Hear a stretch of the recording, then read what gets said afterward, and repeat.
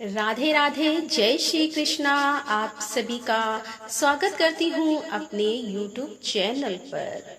दोस्तों, पूर्णिमा के शुभ अवसर पर घरों में श्री सत्यनारायण भगवान की कथा का पाठ या श्रवण किया जाता है। ऐसी मान्यता है कि पूर्णिमा का दिन श्री सत्यनारायण भगवान की कथा सुनने के लिए सबसे शुभ दिनों में से एक दिन होता है। तो आज की इस वीडियो में आप सभी भक्तजन सुनेंगे श्री सत्यनारायण भगवान की संपूर्ण कथा। हम सभी भक्त मिलकर भगवान श्री गणेश जी का ध्यान करते हुए और श्री सत्यनारायण भगवान के श्री चरण कमलों का स्मरण करते हुए आज की इस कथा का शुभारंभ करते हैं। तो प्रेम से बोले श्री सत्यनारायण भगवान की जय। तो दोस्तों, सुनते हैं पहला अध्याय। एक समय नैमिषारण्य तीर्थ में सौनक आदि सभी ऋषियों और मुनियों ने पुराण शास्त्र के विज्ञाता श्री सूत जी महाराज से पूछा कि हे महामुनि, किस व्रत अथवा तपस्या से मनोवांछित फल प्राप्त होता है, उसे हम सब सुनना चाहते हैं। तब श्री सूत जी बोले कि इसी प्रकार देव ऋषि नारद जी के द्वारा भी पूछे जाने पर भगवान श्री कमलापति जी ने उनसे जैसा कहा था मैं उसे कह रहा हूँ। आप लोग सावधान होकर सुनिए।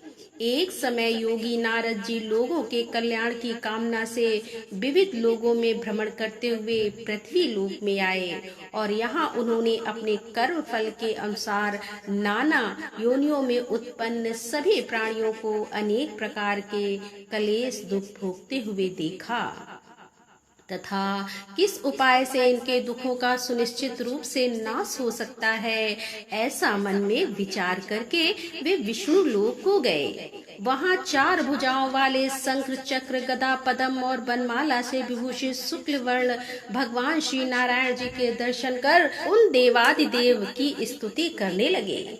देव ऋषि नारद जी बोले कि हे वाणी और मन से परे स्वरूप वाले, अनंत शक्ति संपन्न, आदि मध्य और अंत से रहित, निर्गुण और सकल कल्याणमयी नष्ट करने वाले परमात्मा, आपको मेरा नमस्कार है। स्तुति सुनने के पश्चात भगवान श्री हरि ने देव ऋषि नारद से कहा कि महाभाग, यहाँ आए हैं, आपके मन में क्या है। तब देव ऋषि नारद कहने लगे कि हे भगवान, पृथ्वी लोक में अपने पाप कर्मों के द्वारा विभिन्न योनियों में उत्पन्न सभी लोग बहुत प्रकार के क्लेश से दुखी हो रहे हैं। प्रभु, किस लघु उपाय से उनके कष्टों का निवारण हो सकेगा? यदि आपकी कृपा मेरे ऊपर हो तो वह सब मैं सुनना चाहता हूँ। आप कृपा पूर्वक यह सब मुझे बताएं। तब श्री भगवान ने कहा कि हे वत्स, संसार के ऊपर अनुग्रह करने की इच्छा से आपने बहुत अच्छी बात पूछी है। जिस व्रत के करने से प्राणी मोह से मुक्त हो जाता है, उसे मैं आपको बताता हूँ, सुनिए। हे वत्स, स्वर्ग और पृथ्वी लोक में दुर्लभ भगवान सत्यनारायण का एक महान व्रत है। आपके स्नेह के कारण इस समय मैं उसे कह रहा हूँ। अच्छी प्रकार विधि विधान से भगवान सत्यनारायण जी का व्रत करके मनुष्य शीघ्र ही सुख प्राप्त कर परलोक में मोक्ष प्राप्त कर सकता है।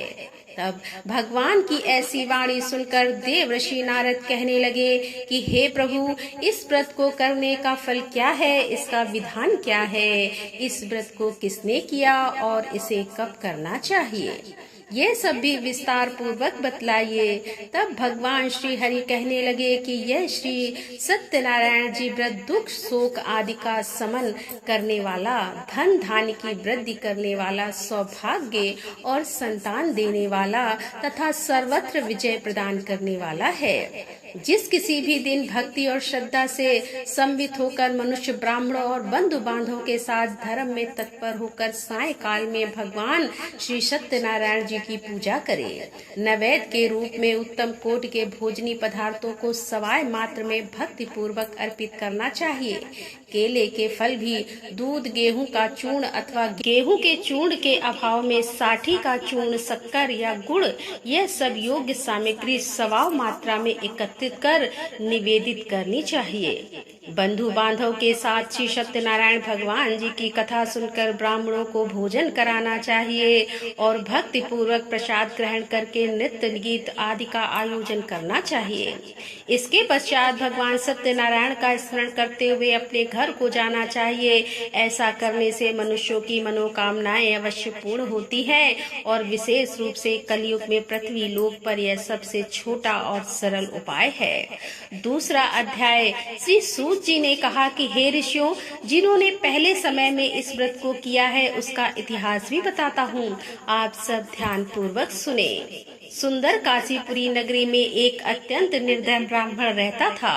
वह ब्राह्मण भूख और प्यास से बेचैन होकर पृथ्वी पर घूमता रहता था। ब्राह्मणों से प्रेम करने वाले श्री विष्णु जी ब्राह्मण को देखकर एक दिन बूढ़े ब्राह्मण का रूप धारण कर ब्राह्मण के पास जाकर आदर के साथ पूछने लगे कि हे विप्रदेव, तुम नित्य ही दुखी होकर पृथ्वी पर क्यों घूमते हो? तब उस ब्राह्मण ने कहा कि मैं भिक्षा के लिए पृथ्वी पर विचर रहा हूँ। हे भगवान, यदि आप इससे छुटकारा पाने का कोई उपाय जानते हो तो कृपा कर मुझे बताएं। वृद्ध ब्राह्मण का रूप धारण किए हुए श्री विष्णु जी ने कहा कि हे ब्राह्मण, श्री सत्यनारायण भगवान मनोवांछित फल देने वाले हैं, इसीलिए तुम उनका पूजन करो। इससे मनुष्य सब दुखों से मुक्त हो जाता है। ब्राह्मण को व्रत का सारा विधान न बताकर बूढ़े ब्राह्मण का रूप धारण करने वाले श्री भगवान जी अंतर ध्यान हो गए। जिस व्रत को वृद्ध ब्राह्मण ने बताया मैं उसे अवश्य करूंगा, ऐसा निश्चय कर वह ब्राह्मण घर चला गया। अगले दिन वह जल्दी उठा और श्री सत्यनारायण जी का व्रत करने का निश्चय कर भिक्षा मांगने के लिए चल दिया। उस दिन उसको भिक्षा में बहुत सारा धन मिला, जिससे उसने पूजा का सामान खरीदा और घर आकर अपने बंधु बांधव के साथ श्री सत्यनारायण जी का व्रत किया।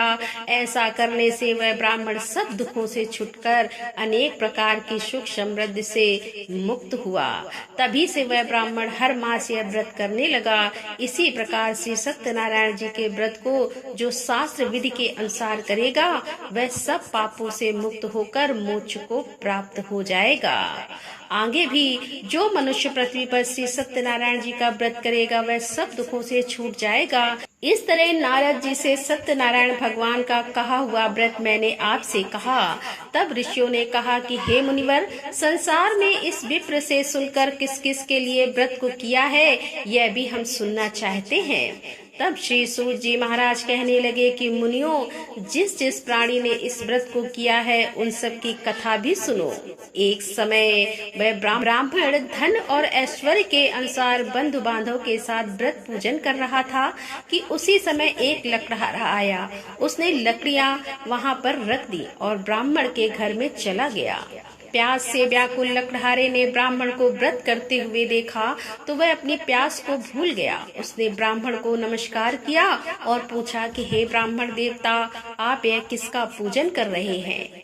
इस व्रत को करने से क्या फल मिलता है? कृपया कर मुझे भी बताएं। तब ब्राह्मण ने कहा कि सब मनोकामनाओं को पूर्ण करने वाला यह श्री सत्यनारायण जी का व्रत है। इनकी ही कृपा से मेरे यहाँ धन धान आदि वृद्धि हुई है। हे विप्र, इस व्रत के बारे में जानकर वह लकड़हारा बहुत प्रसन्न हुआ और भगवान का चरणामृत लेकर और भोजन करने के बाद वह अपने घर को चला गया। अगले दिन लकड़हारे ने अपने मन में निश्चय किया कि आज गांव में लकड़ी बेचने से जो भी धन मिलेगा मैं उसी से भगवान सत्यनारायण का उत्तम व्रत करूंगा। ऐसा मन में विचार कर वह लकड़हारा लकड़ियां लेकर अपने सिर पर रखकर जिस नगर में धनवान लोग रहते थे वहां चला गया। उस दिन लकड़हारे को लकड़ियों के बदले चौगुना दाम मिले।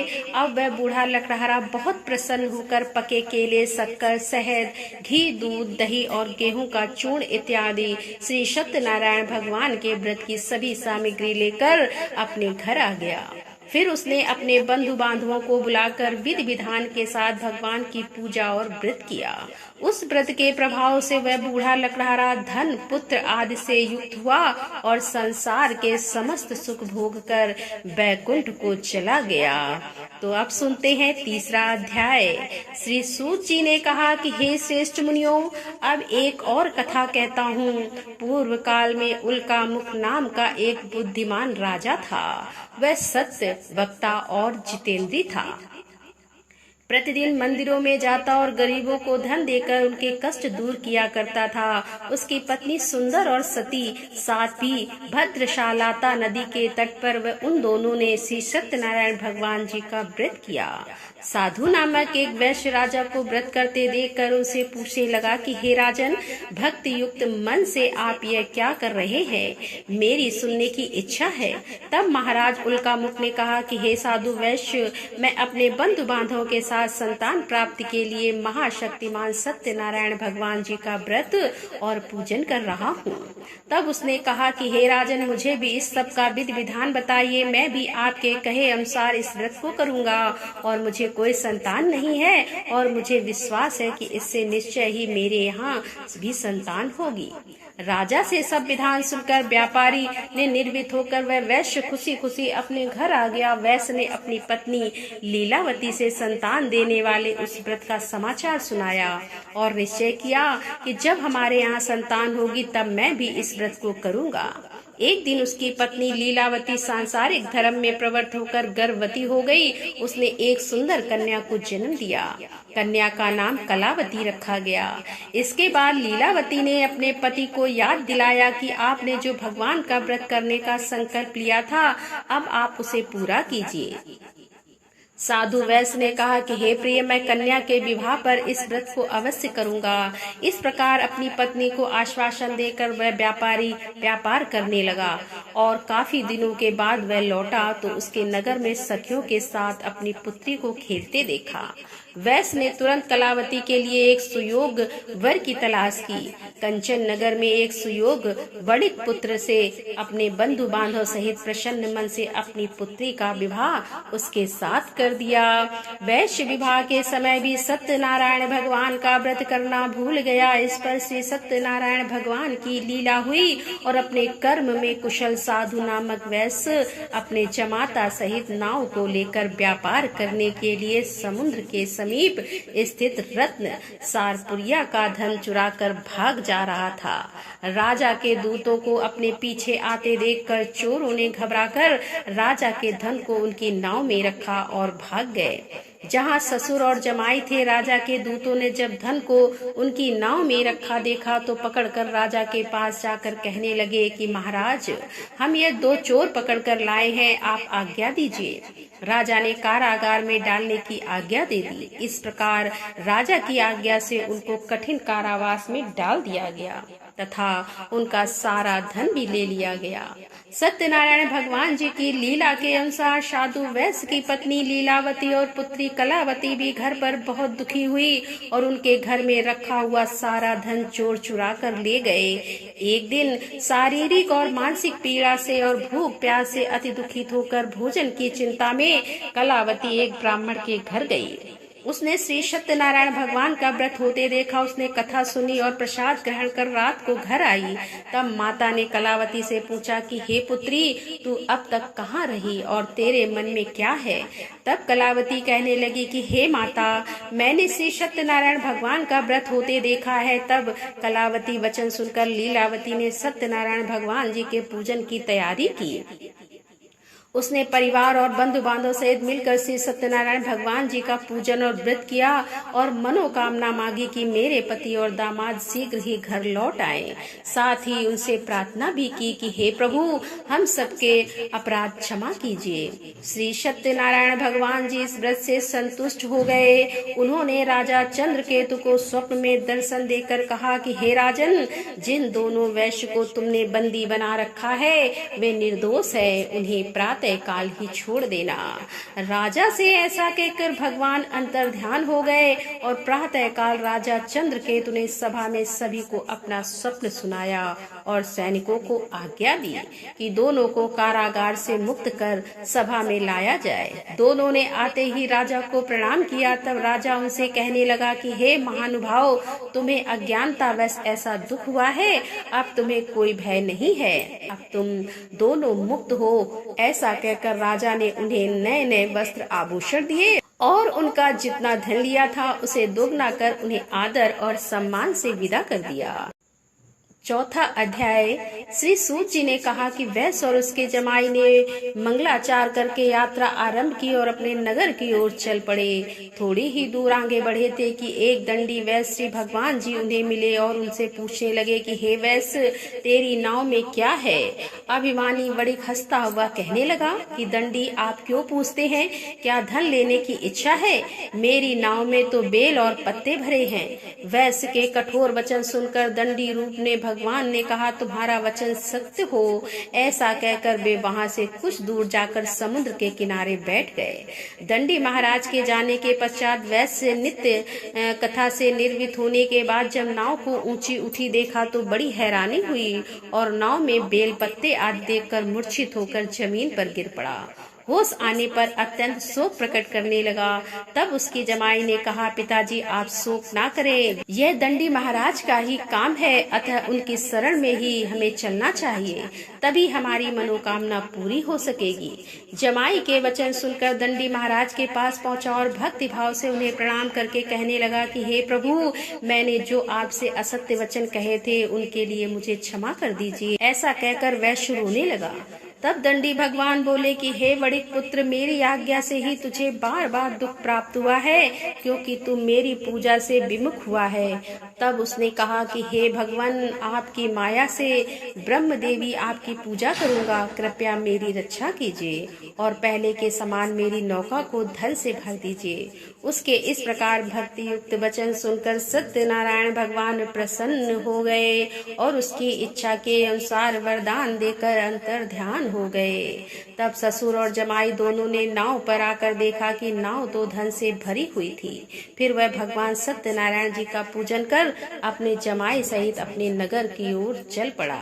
जब वह अपने नगर के निकट पहुंचा तब उसने एक दूत को अपने घर भेजा कि दूत ने वैश्य के घर जाकर उसकी पत्नी को नमस्कार किया और कहने लगा कि आपके पति अपने दामाद सहित इस नगर के समीप आ गए हैं। लीलावती और उसकी कन्या कलावती उस समय भगवान का पूजन कर रही थी।